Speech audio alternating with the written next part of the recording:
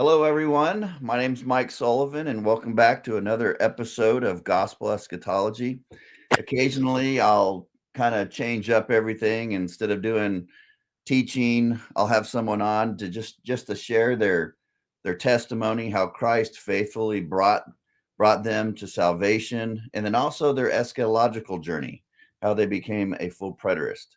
And so today I have Jacob the Killer Killburn. How are you doing, brother? What's up, man? I'm doing okay. I'm blessed and I'm healthy and cool to be on with you, sir. Awesome. So, I guess first things first, how we kind of met, we just kind of met the other day on the internet, just on Facebook. Um, Man, you posted some really good stuff. Are you really good with AI or what do you? Yeah, I'm actually a partner in a AI solutions business where we go into different anybody, a doctor's office, a bowling alley, whatever, and we look at what needs to be fixed, phone calls, outbound stuff, emails, data projection, a bunch of different stuff, and we'll plug in a bunch of our tools and um, kind of offer services like that. So I have a lot of time to play with it, and I have access to some different platforms and stuff. So yeah, I guess in my free time, I play with that, but I do it for work a little bit too. So So a little AI, a little, mixed martial arts. yeah, man. Awesome. Awesome. Yeah, I'm friends with Pat Miletich, and he's just been a blessing over the years. I did a little MMA through a guy named Clyde in Cherokee, North Carolina. Okay. He actually fought Spencer Fisher in a Yep. tough man contest, and Clyde used to be a professional kickboxer. Nice. So it went really well, and Spencer had a lot of respect for Clyde, and they became friends. And Spencer's like, you need to do mixed martial arts and learn to fight on the ground. And he goes, okay. And so he started traveling and doing conferences with Pat, and kind of did the whole Pat Miletich style of fighting. And then I went in there because I was tired of Shotokan karate and doing katas with all these little kids. And I'm like, I started watching UFC, and I'm like, that's what I want to learn. And so, I did that for about 8 months, and a little judo and a couple tournaments here and there. So yeah, I love MMA. I really do. I love watching it. And I was watching some of your fights just in preparation for this. So it was fun. But anyway, brother, tell us about your testimony and how Christ saved you. Dude, so I've grown up around the church my whole life. My father to this day is a Southern Baptist minister and a church planter.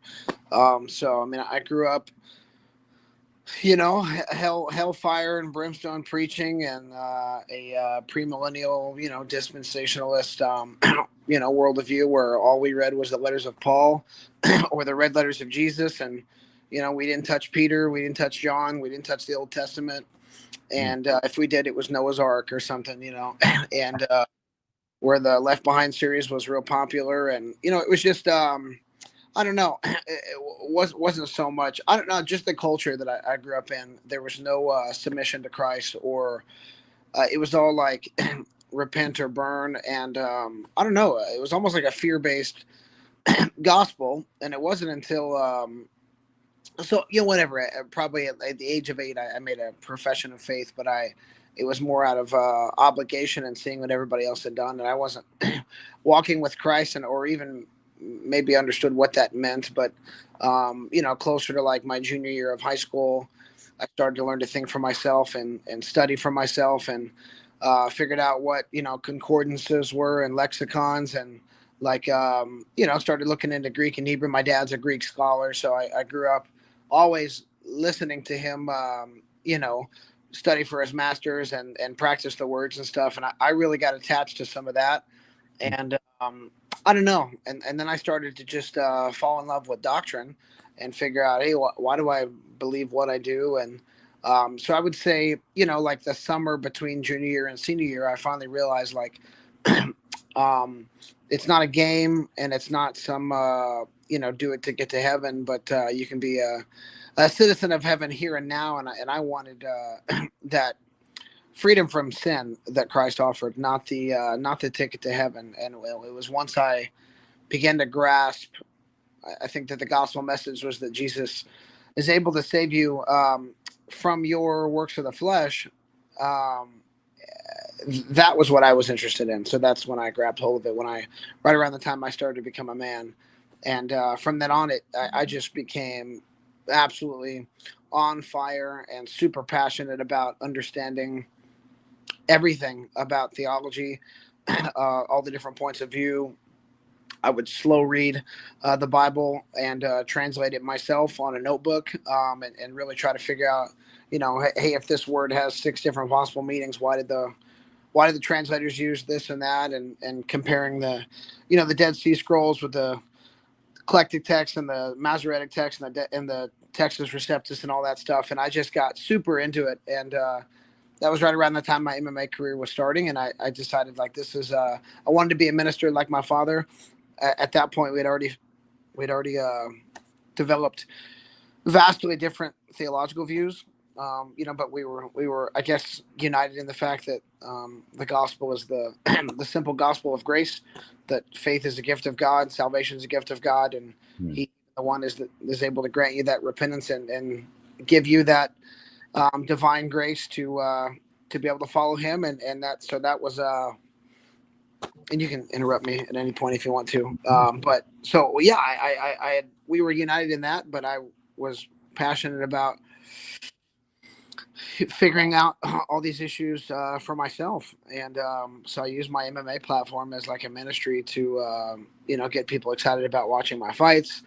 So they would go to my page, and when they would go to my page, they'd be forced to read blogs about whatever I was studying at the time, and Right. Obviously, ultimately, that ended up with I guess a passion for eschatology, but it was rooted in the gospel. Is the gospel good news? Is it able to save the world? Not just me, but the world. I think a really popular verse was John 3:16, and the next verse was what really got me, was that everybody looked at Jesus as the guy who's coming to burn the world up, and I'm like, well, according to that verse, God said to save the world. So is He capable or not? And if God's not capable of saving the world, then I need to go find the true God, because a true God could save the world. So it was the transformative, gospel message that led me to eschatology, to figure out, wait a minute,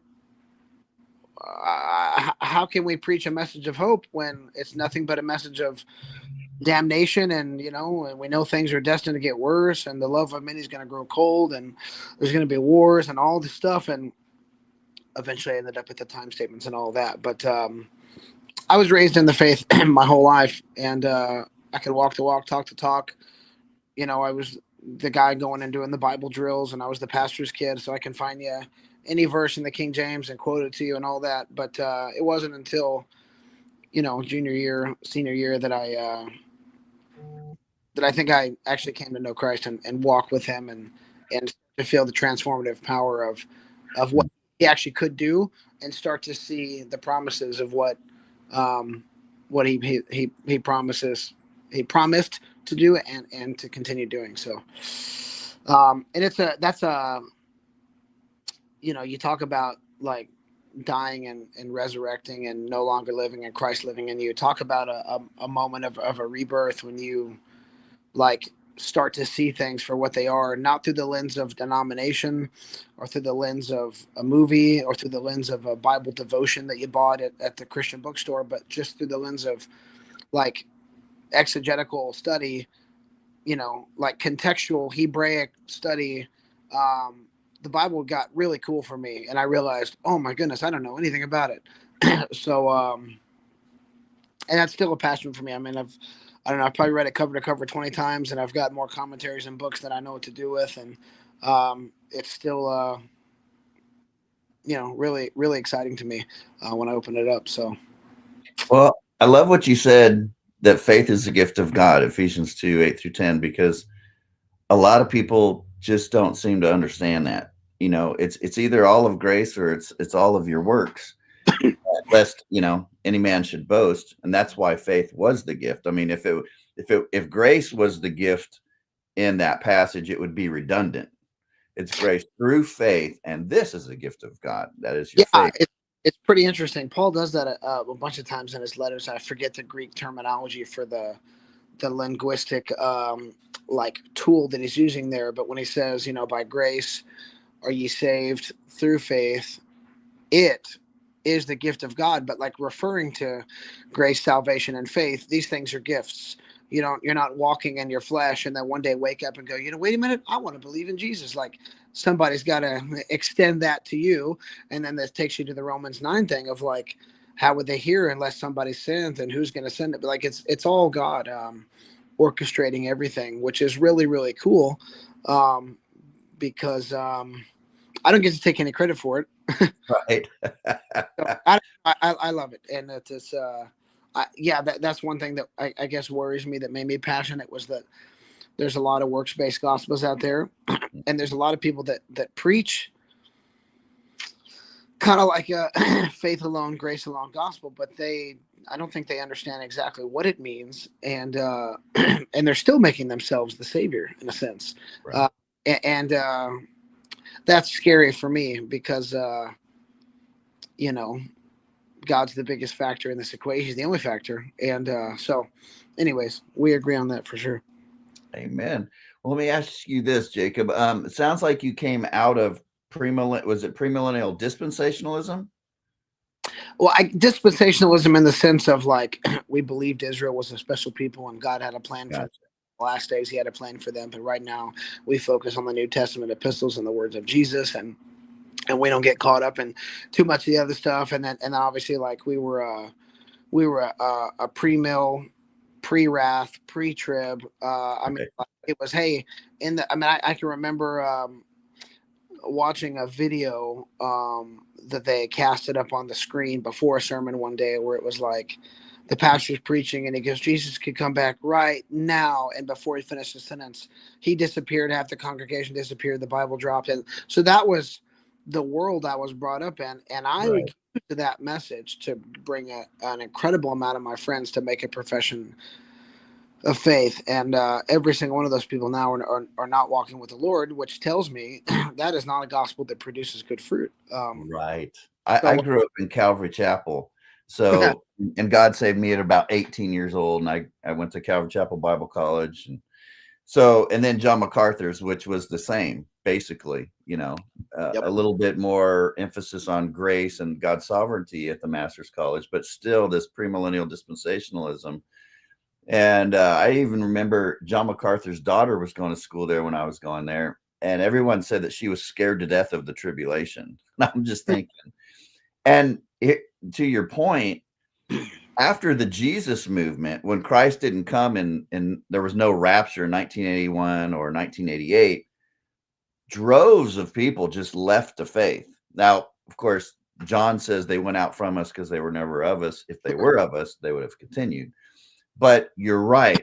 So many, like, Was uh, John talking about we the have, what's 19 that? future? Was that What's who that? John talking about, the people in the future in the 1980s after Wissenhout's book? Was that who John was talking about? Yeah, but all these people, they left because their whole faith was centered on this newspaper eschatology.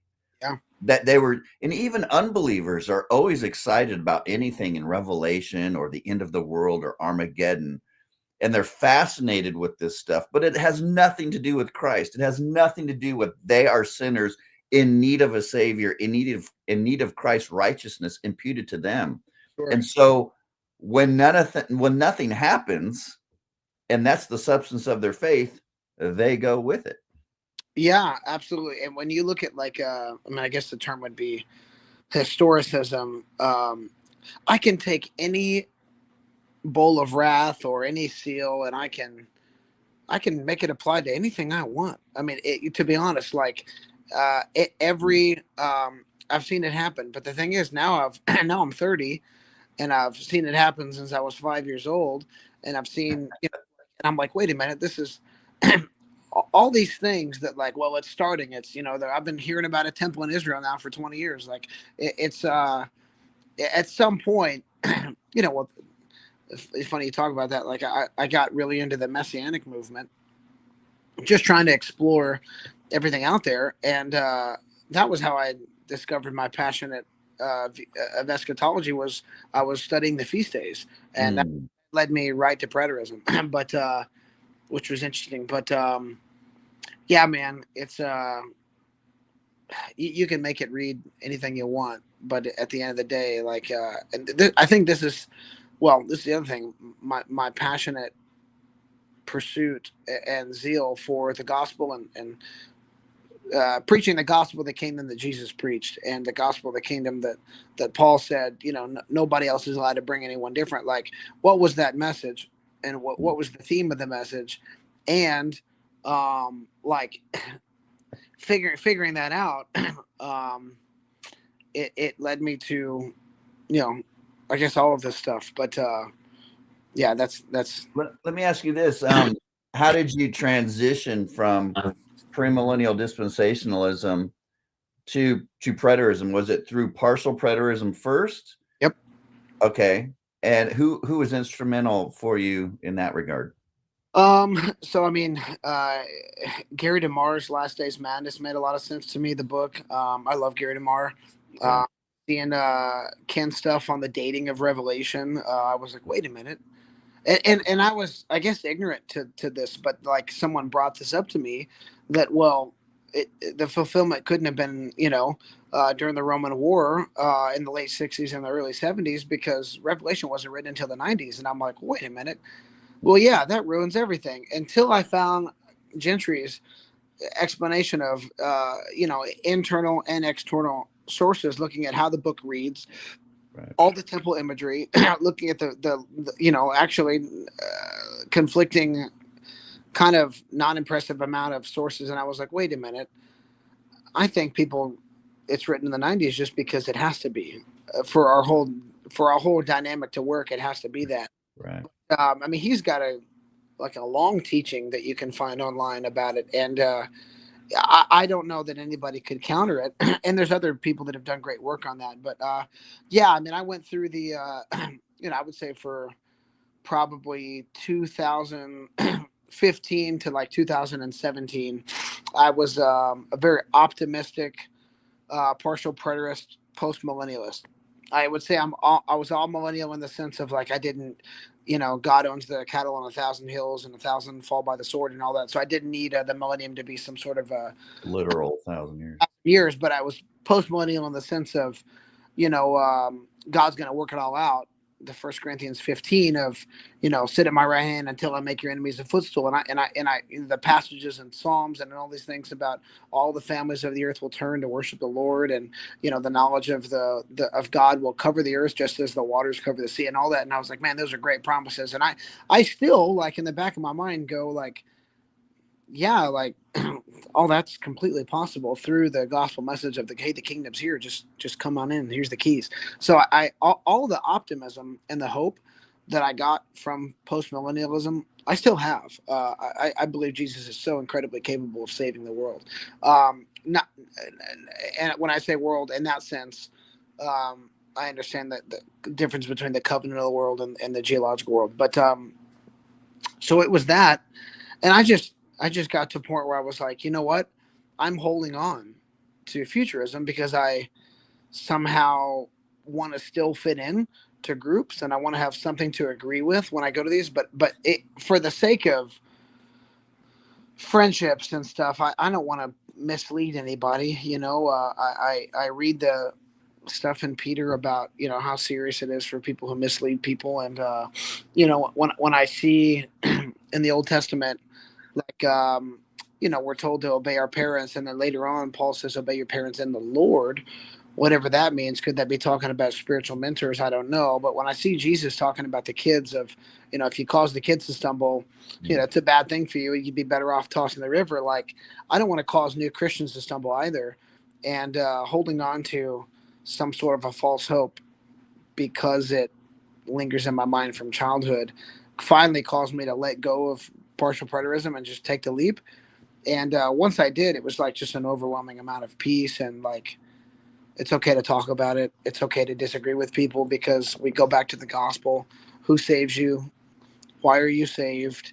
And, like, that is the uniting thing. And what I've come to realize is when you come with the gospel first and you circle back to the gospel at the end and you keep it the gospel of the kingdom, you then challenge people to go, is you like to use context and challenge them on how powerful the thing God is. And the majority of people, if you approach it right, are very open to different ideas of eschatology. Facebook is not the platform, but a personal conversation, a gospel focused covenant eschatology is a powerful, dangerous thing. And when I say dangerous, I mean dangerous to any false doctrine. But so yeah, I studied the feast days through my time. Just I guess getting into translations and studying the Greek and studying the Hebrew, I realized, wait a minute, the word Jesus, like, there's not even a J in Hebrew. So like when these guys are, whether they're speaking Hebrew, Aramaic, or whatever in the first century Greek, there's no J sound. So that was very curious to me. And then just getting into the feast days, I most people skim right over it, but probably the most powerful verse for me that finally made me take the jump was in Acts chapter 2, when Peter goes, "This is what the prophet spoke of," and I was like, "Oh my God, I can't run from this anymore." Like the last days where the moon turns to blood and there's fire and smoke and all the dreams and visions, it was happening at Pentecost in the first century. Like I can't, as an honest Christian man, stretch this any further. I've just got to accept it. And once I did, what an overwhelming feeling of peace, and of hope, I would say. Um, and I've been able to since share that with friends of mine that are associate pastors and youth pastors and stuff like that, and they're seeing it, and they're like, "Dude, how did I ever believe anything else?" I'm like, "I don't know, but now you can't unsee it. Now you see the time statements, you see the context, you start to understand a little bit of the poetic language in the Old Testament, and you're like, oh my goodness, I cannot unsee it. How do I talk to my friends?" You take them out for coffee, and you do it one or two at a time, and you just Right. gospel focused, and it's an undefeatable it's an undefeatable doctrine, which tells me, and it produces good fruit, which Right. tells me it's got to be true. So Yeah, I like how you talked about getting back to the gospel and eschatology, and that's why I call the show Gospel Eschatology. right, Full preterism is gospel eschatology. It's the story of God overcoming the death, the yeah, spiritual separation that came through Adam in Christ, and how Israel being in the land was typological right, of all of the blessings, spiritual blessings that we have in Christ today under the new covenant, and how Revelation talks about in the New Jerusalem there is no more the death. yeah, We are in the New Jerusalem, and where we behold Christ's face, we partake of the tree of life and are healed spiritually. We have eternal life. We never die, in the sense that we are never separated from God in this life or the next. yeah, And that truly is good news, and all this other stuff of, everyone on the planet seeing a 5'5" Jew floating on a cloud someday, and the earth burning up, and people flying out of the graves, and people flying off the earth. I mean, the stuff is just totally not biblical. sure, And it brings so much confusion to Christians. And that's what I love about full preterism. It's so simple, and it's just to the point. And you're right, it is undefeatable. I mean, I trust me, I've been doing this for 35 years, and we responded to 7 reformed guys that have PhDs, Gentry, Matheson, Wilson, and yep, like 3 or 4 all-millennialists. And it's just like classic all-millennialism and partial preterism don't refute our view, they actually form it. sure. And Yeah, that's kind it's of like what the I saw. gateway drug. It's the gateway drug to taking the plunge for sure. And I think people hold it out, and you see it. And I'm not knocking anything. Like Doug Wilson's actually probably to this day my favorite speaker. The majority of his sermons, at some point during the week, I'll make it a point to catch up, and I love a lot of what he does through his Canon Press and some of his like other efforts in the world. And I don't know, man. I feel like he's a closet full preterist, but that's another, like, there's guys out there like that I'm like, Well, and you see it in the ministry of Sam Frost. Sam does great work in the world, and he loves Jesus. And I think he just maybe there are sometimes people that value friendships and community over truth, and Yes. they get so caught up and confused in that. And I know what it's like, man, because I've been excommunicated. I was at positions of authority and leadership at different places, and you know I know what it's like, but it's one of those things like God be true and every man a liar, but not Yeah. even that. Like that's a terrible way of putting that, but like but those are God's words, not mine. But you Right. know, it's like um, I don't know. For where I'm at now, I can't.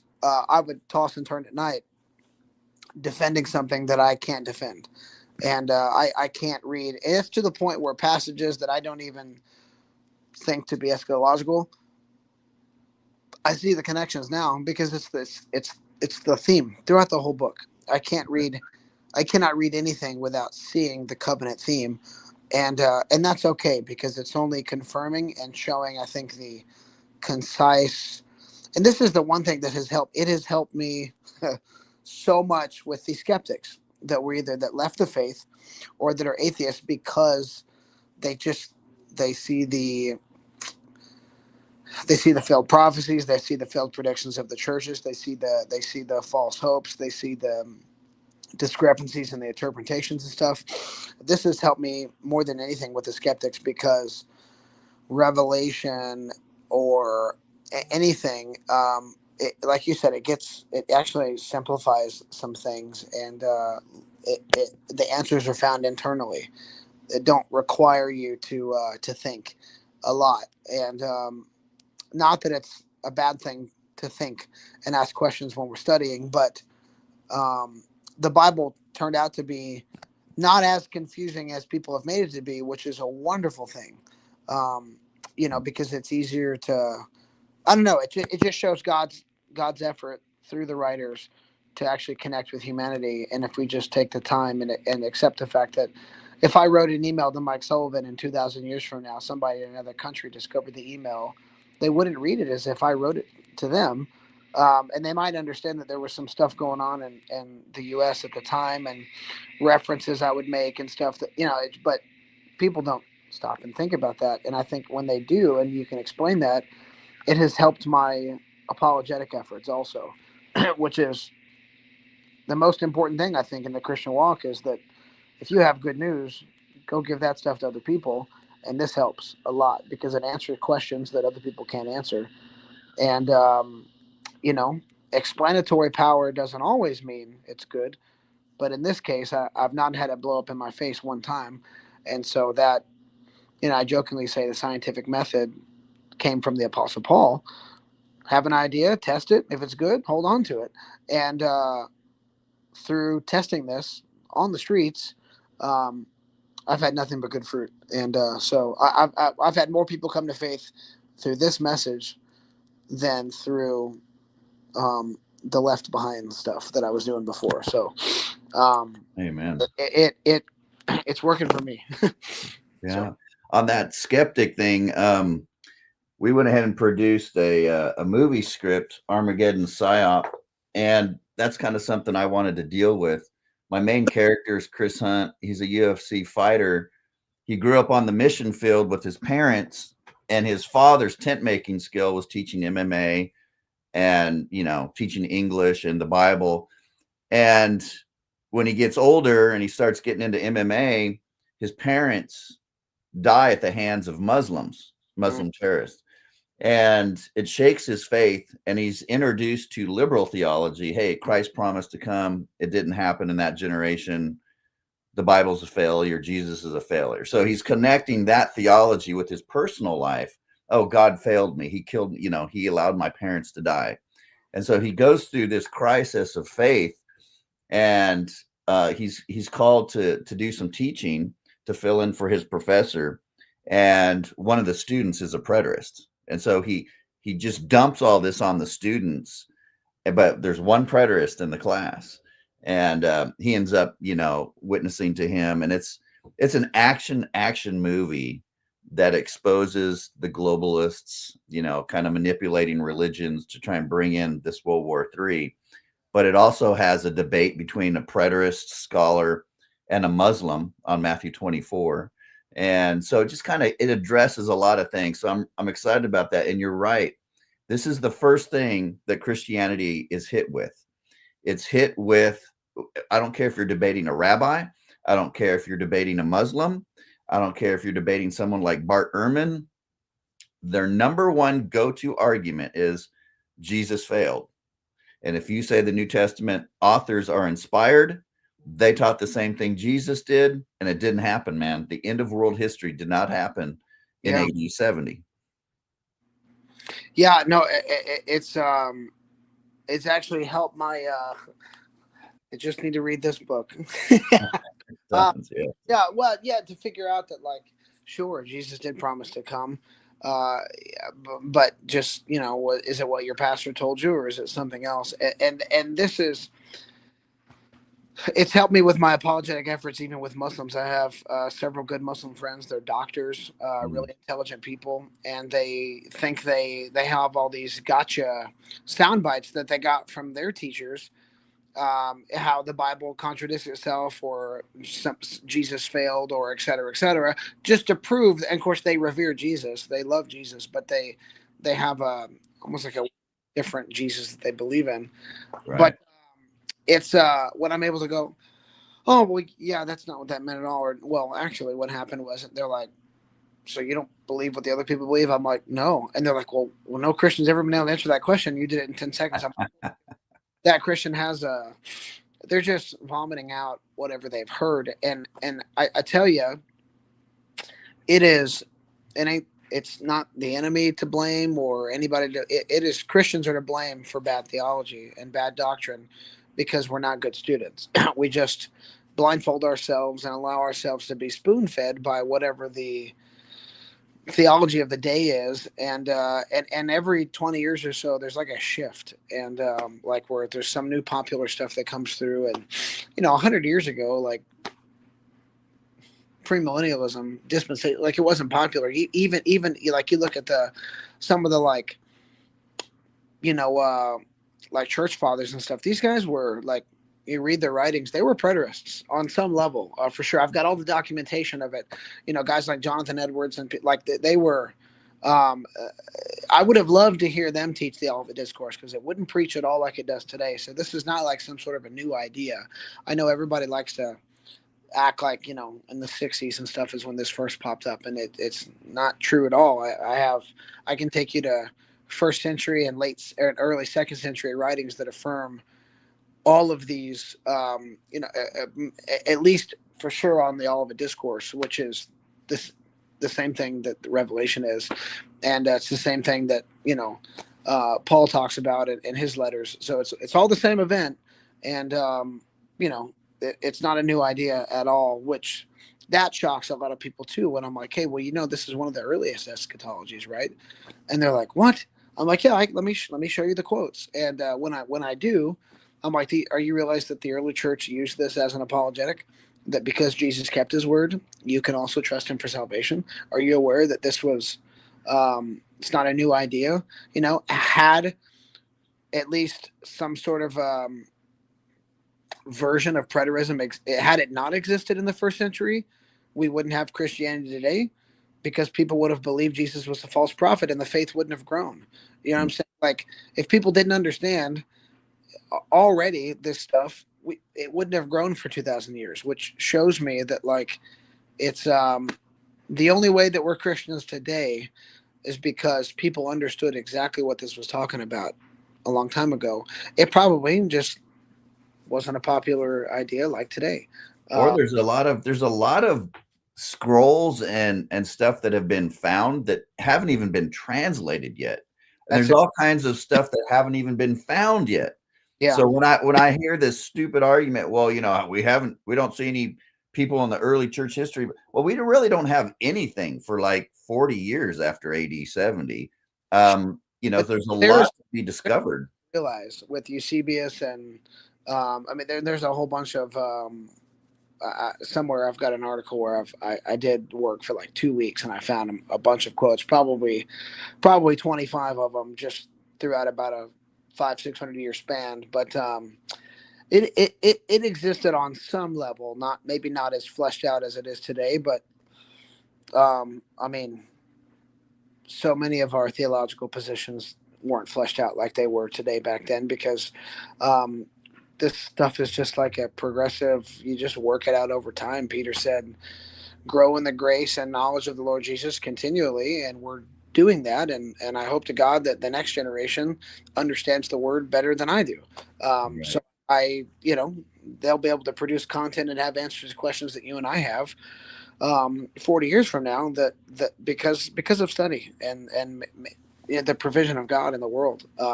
So Let me ask you this. You mentioned Gary DeMar and you mentioned Doug Wilson. What were your thoughts when Doug signed that letter and they attacked Gary and he Gary, wanted to go through that? it made me feel a little weird.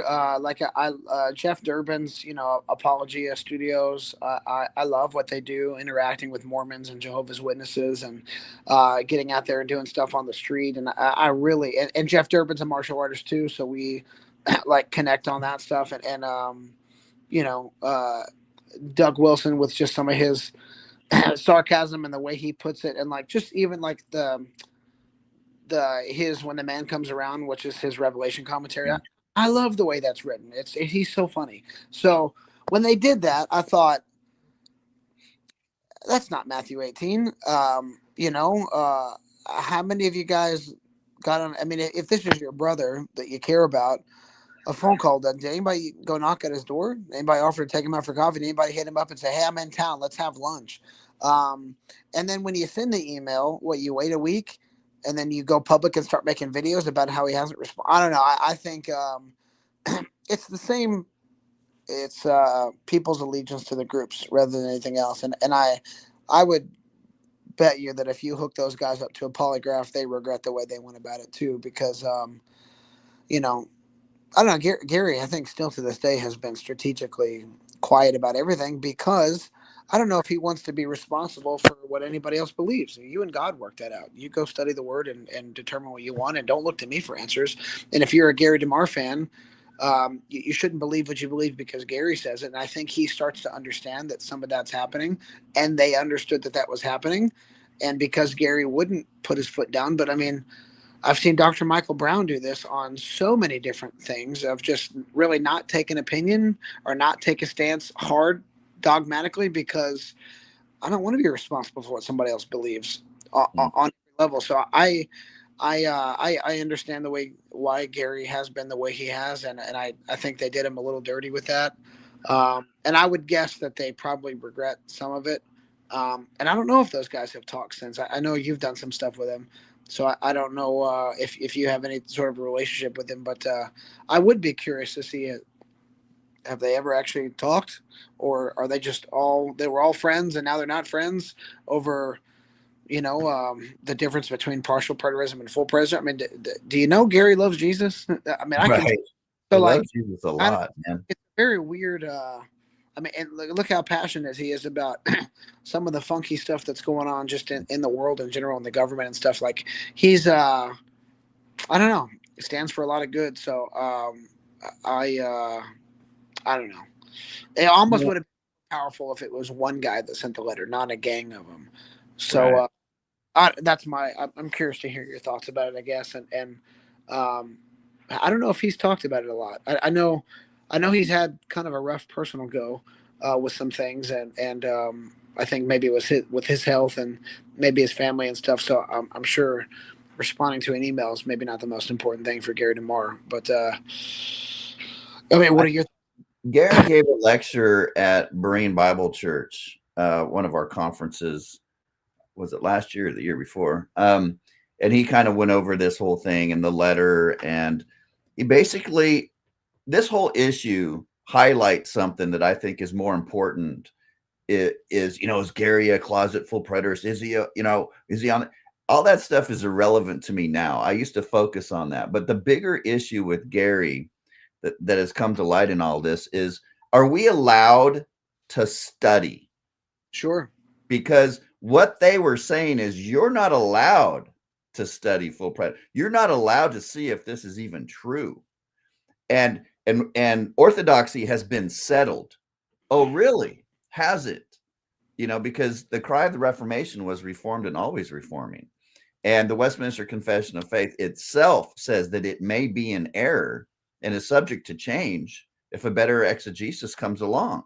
Yeah, you can't be a reformer without studying. I mean, I know all those reformers, but like, doesn't the Bible say something about you actually need not be ashamed if you're the guy that's studying? So I don't know. Yeah, I'm all on board about that. I know I've got questions that I can't answer, and I've got stuff that I certainly don't have completely worked out, which is why I ask questions and bounce ideas off other people and get questions and try to study. And I think it's a good thing. And I hope to God that I'm still able to change my mind on things, because it means I had growth.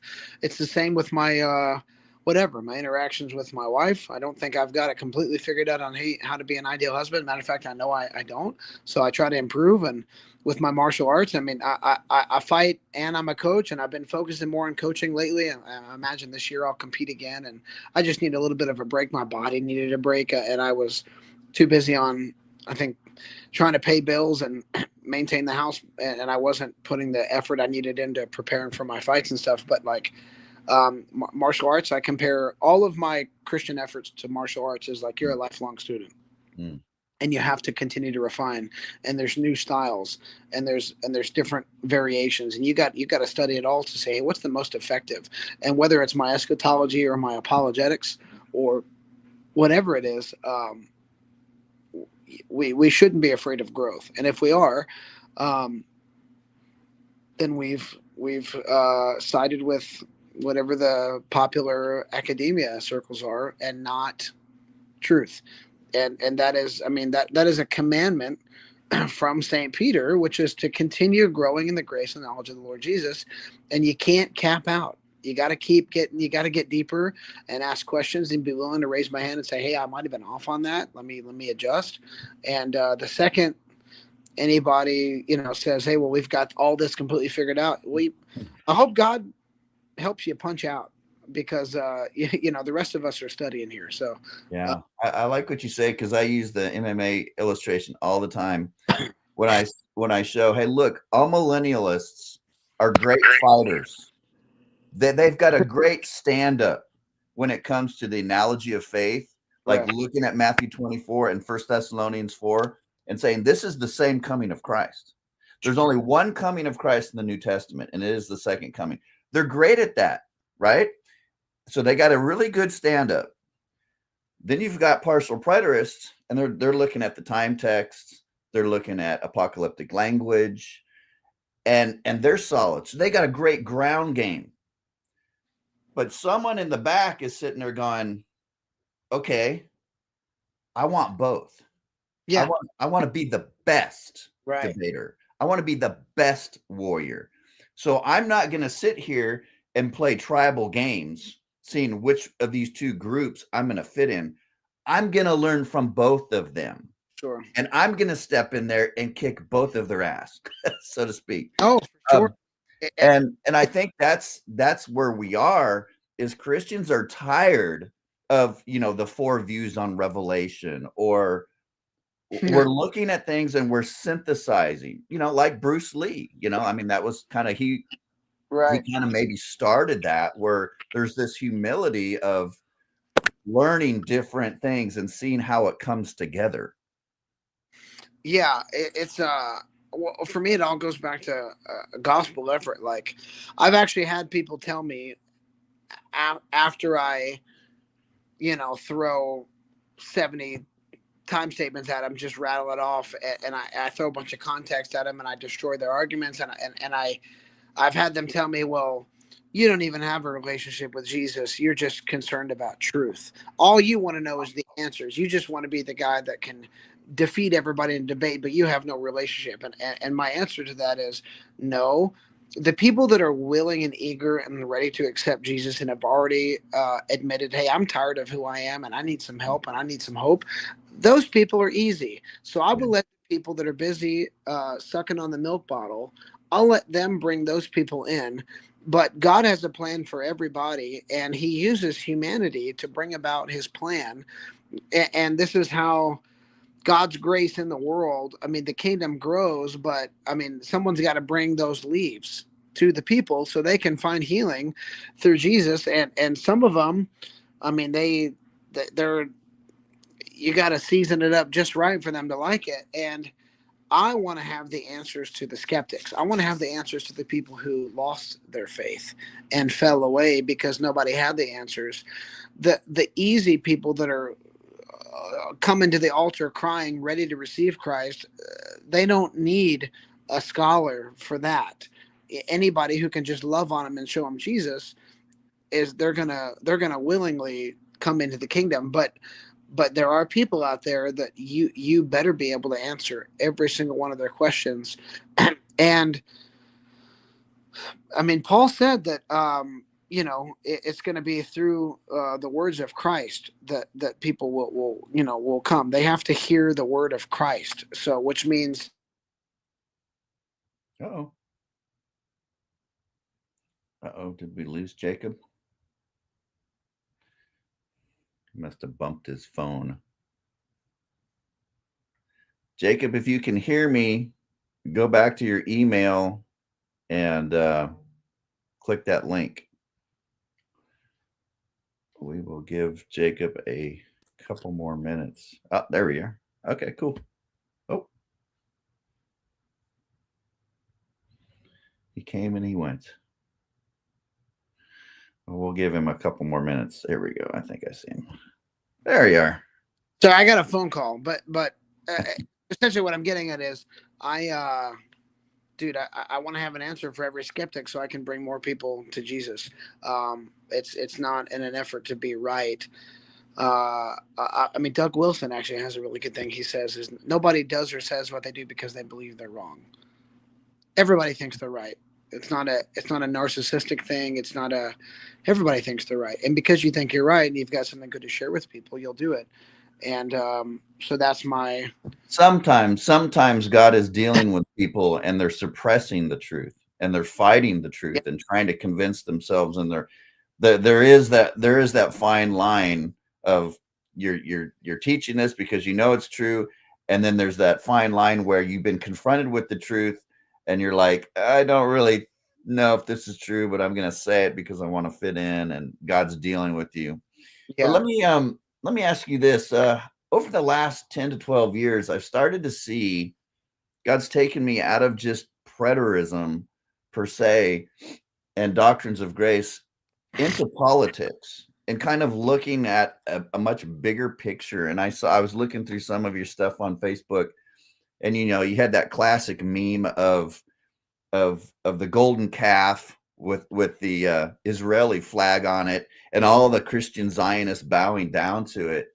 And what are your thoughts on just our political system right now, and how it seems like the only conservative Christians that are allowed to represent us are these just full-blown evangelical Zionists that look at Israel and modern Jews as just like idols, and this has become almost a cult.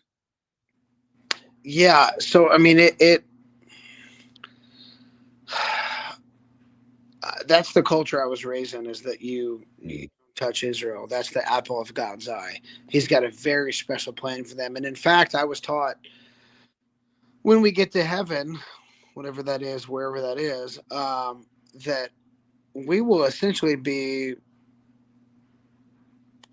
subservient. We will be mopping the floors while all the Jews get desk jobs. Like that was what I was taught, was that, hey, you just thank God that you got invited to the party. Right. You're a wild branch, but I mean you don't touch them. So that was I don't know, and it's very weird to me today because I would say, and not to get too political and Holocaust and all that stuff, but I mean, you got a bunch of white Europeans walking around with jerry curls that I'm pretty sure have no Israelite DNA in them, and I'm pretty sure God punished Israel over and over and over again by scattering them into all nations. So to act like we just have this race of, I'm not getting into whether Ashkenaz is or isn't, but like, man, it's weird that like I don't know, some of the things they do are indefensible. They're very hateful towards Christ. They're hateful towards other countries. And I don't know, man. The Christian Zionist movement is weird to me. I believe you should love everybody, and it is the birthplace of Jesus and where a lot of the biblical stories unfold. And so I would guess God in some way still does love and have like a nostalgia towards the geographical area, but like those people as a people have no covenant speciality with God. He's not a respecter of persons in that way, particularly not anymore. But I would say even, and this goes to defeat the IO stuff, in Moses' day, it was a mixed multitude. There was Egyptians and everybody that, hey man, you want to get out of this mess? Come with us. Let's go across. Right. So I would say throughout history, I mean, that what is the word Israel? You go back to Genesis 32. Anybody that wrestles with God, you want to come deal with God, you're Israel. I don't care what your skin color is. I don't care where you started. Come be Israel. Come wrestle with us. And so it's like, it's weird. And as far as the rest of the politics stuff go, I'm not going to pretend like I understand how to fix foreign conflicts or balance the budget. But I for a long time have thought there's a bunch of funky stuff going on with the world, and I don't have the answers. I'm not convinced that other people do also, I'm not sure that everything's always on the up and up. So it's I go back and forth on the politics stuff. I'm not. I won't pretend like I'm certainly not running for office. I don't have the answers, but I do find it weird the way some of the Christians, particularly the mainstream, popular, evangelical flavor, the way that they interact, and it's almost cultic and it's deep state, weird. I don't know if that answers your question, but Yeah, it it seems that there's just a lot of power that these people have, because it goes back to Rothschild, Mayor Hampshire Bauer, everything, King, King. media, Mhm. yeah, Yeah, I mean, once Rothschild took over international banking, they just became the wealthiest individuals in the world, and they studied the Talmud day and night. Mayor Hampshire Bauer studied that. His father wanted him to be a rabbi, and he never did that. He went into international banking, but he had a rabbi come over and teach him the Talmud every day. And he taught his 5 sons the Talmud. And the Talmud is a very wicked book. It tells the quote unquote Jew how to enslave Christians and Gentiles through high interest, which is what Rothschild did. That's how they make their money. And that they're to always be at war with Christians and Gentiles, but they're much more subtle than the Muslims. The Muslims just, they hook a bomb on their kid or wife and they'll come right at you like a caveman. Whereas the Talmud thinking and the Jewish thinking is, no, we will destroy a country and societies from within. We will penetrate all the higher, governmental realms, the politicians and everything else. And of course, they took on Schofield and even Darby. They both worked for Rothschild. And, they were I the did ones hear that about that. funded The they're the birth ones that study, funded yeah, the heresy of that's right. dispensational Zionism. That's right. I did know about that because that was yeah. I mean, those knuckleheads that created that Bible, which was a mess. Um, Let's there go. was a whole secret agenda behind that, and it freaking worked too. It's almost like, man, I wish a Bible author would have like said synagogue of Satan or something. But Well, let um, me ask you this, and you don't have to answer this if you don't want to. sure, But I was intrigued because I watch UFC all the time. I like Dana White's relationship with Trump. And I've always respected Dana White because he gives his fighters liberty. And he's such a freedom of speech kind of guy, First Amendment sure, guy. And that's what I loved most about him, even how he dealt with COVID and how he made a way for his fighters, and he just doesn't care what they believe.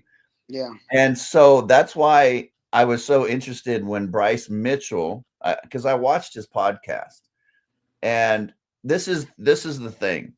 If you criticize theologically the Talmud, the modern Jew or the state of Israel as not fulfilling prophecy, which Mm-hmm. Bryce Mitchell doesn't, because he doesn't have the preterist. He doesn't have the theological wherewithal to do that. Yeah. But he Yeah, he's does. very much a futurist. Oh yeah, oh yeah. So his theology is not real great, but just the fact that he criticized and questioned some of the narratives, I was surprised that Dana White just, I mean, of all the fighters, of all the things that they've said that are stupid, that are, this was the one that Dana White had to have a press conference to deal with. And I was like, I was kind of disappointed in Dana White. I was like, and then I guess Bryce kind of came out with an apology, and I was like, that didn't go down exactly how I wanted it to, but Yeah. but that shows you the power that is in places, because Dana White doesn't own the UFC. It's Sure. owned by three Jewish brothers that whose dad was a terrorist. I mean, it's all, Ian Carroll's kind of covered this, but I don't know if you want to talk about that or not. You can take a hard pass. That's fine. But No, yeah, I mean, so I'll be the first one to say there's a whole lot of stuff. I mean, if you want to talk about the Holocaust, that like, I don't know that everything that made it to the history books in schools is accurate. People do rewrite history. I mean, you look at Watergate scandal, and like there's things within our own government that like we clearly have caught people like doing stuff they're not supposed to. So let's not act like everything's on the up and up, and let's also not act like I don't know, if one of our soldiers does something they're not supposed to, that is against the army values in a line of war. You think Donald Trump knows about every instance? I don't know. So were there Nazi soldiers that were totally on board with what was happening? Yep. Were there Nazi soldiers that were against everything that was happening, but they did what they needed to do for a paycheck and they probably stayed out of it? Probably. Did Hitler know about every single thing that was going on? I think that would be impossible. He's not all knowing. He's not God. Um, did Hitler claim to be a Christian? Yeah. Have I read records of Jews in the concentration camps, saying be really quiet because on Sundays all the soldiers went to church while they were locked? Yeah. I wasn't there. And as far as the Bryce thing goes, like, look, man, you can say what you want to say, but you just got to understand, like, when you're in an influential position, um, even if you feel like you've got facts and stuff on your side, be real careful about what you say. There's a whole bunch of, like, conspiracy stuff that I really am into, and I'm really convinced, and I swear up and down I can prove to you. But some things I will never go public with, because that's what people are going to hear and see and filter everything else I say about Christ through. right. So I'll just keep to myself on certain things. But maybe one day I'll have the boldness to write a book. But also, who cares? But so I don't know. It's I mean, obviously I've worked for Dana and met Dana, and he is really cool. He's really pro freedom of speech. He's also the first guy to come out and say, like, yeah, you're allowed to say it, but maybe that wasn't the smartest thing to say. I also think that the sound bites that came out, maybe it wasn't exactly what he was trying to say, as opposed to the full context of what Bryce was saying. But I mean, I've been in tour buses with Bryce. I've been in hotel rooms with Bryce. So he's a good guy and he means well. He does love Jesus. He's a little younger than me and he's a little silly, but you know, uh, I don't know. I'm that whole thing was like a tough a stain on. I don't know, just all of it. So there's I guess there's probably a lot I could say, but none of it would even matter anyways. You know. What's we only got a few minutes left. What's next? What's been going on with your mixed martial arts career and your family and your wife and your dogs? I mean, what's So she's finishing up dental hygiene school. We were down here in South Florida, and transitioning back to coaching and rebuilding a fight team there in Tennessee, and again just need a little bit of a break, I guess, for myself. but it's an opportunity to focus on other people, and I've just been enjoying that the last couple of years. Is really just investing in other people and building them up, and I think I'm a better coach than I ever was fighter. But the last couple fights, I mean, there was fights I took just for because I needed the money. It was a week notice. I stepped up a weight class or fought injured or whatever, or maybe I was winning and my arm got broken. I had some crazy stuff happen. And so I decided like I do need to. I'm young enough to still do it. I mean, certainly I'm not old by any means, but I need to be in a position where I'm in shape. I can train like I need to, and I have the financial setup where I can do that. And this opportunity in Tennessee is kind of is going to allow me to get my ducks in a row. So I don't know, and maybe within the next 6 months, maybe within the next year, but I'll fight again, and I'll try to make a run to get back to the big show again. And this time with a little bit of some different support around me with some of that. So in the meantime, I'm doing seminars all around the place and different various parts of Tennessee. Just you know, I guess do my part to. I'm born and raised in Tennessee, so I guess do what I can to build the MMA, but also just like in general martial arts and self defense scene, and then find ways to sneak Jesus into the conversation as I'm doing that stuff. But that's why I jokingly said to you, like, dude, we ought to get a. Man, I know they do all these eschatology conferences and preterist pilgrim weekends. You ought to do that, except make those guys, hey, instead of sitting down and having coffee for the next hour, let's do a breakout session where you guys are going to do some man stuff and we're going to practice some rear naked chokes and before we get back into talking about Jesus again. Right. And so we'll get whatever. We'll get Don Preston on the mats, and but I don't know. It would be fun, and I tell you what, Don's a good guy. I know he's busy, but throughout the years, he's well, I'll shoot him a message, and he always responds to me with Yeah. his take on stuff, which I don't need him to. I know he's got stuff going on, but so yeah, man, I'll fight again. I'm just coaching right now, and I've toyed with the idea of kind of doing what you're doing, but I don't know if I have the discipline to keep it up and to be consistent with it and to edit it and upload it, produce the content, plan shows, and all that. It's tough. So kudos to you guys that put out articles and stuff, and like the graphics you do with all the verses squared off. So I mean, man, I know that's got to take a while. So like that's just I sit down to do stuff like that, and I just get so like anxious over it, and I'm like, okay, it's not for me. So there's people that are gifted in different ways, but like my organizational mind doesn't allow me to do that. So that's why I love that there's guys like you that are able to put pieces together and take the time to do it, because I sit down to do it. I'm like, nope, I'm getting frustrated. I'm going to stop. So, anyways, that's what's going on with me. Well, that's awesome, bro. And thank you so much for coming on and sharing Christ's faithfulness to you and bringing you to him and just this journey that you've been on and your MMA journey, and Lord bless you in that, and we'll just see what happens. Yeah, sure. You could go through a bounce back phase, you could go through a coaching phase, and as far as the conference, that would be awesome. I was actually thinking about that, and you're right. Doing some MMA, some good lectures, and like you said, maybe even doing some fishing. Where we get away from the speaking and we do some things outdoors and just enjoy God's creation. Yeah, I like it, like a retreat, and that way you could expose, hey guys, we're going to this men's retreat. They're going to talk about the end times, or we're going to do guy stuff too. It wouldn't just be for people that understand the fulfilled aspect. It could be for anybody. Hey, bring a friend.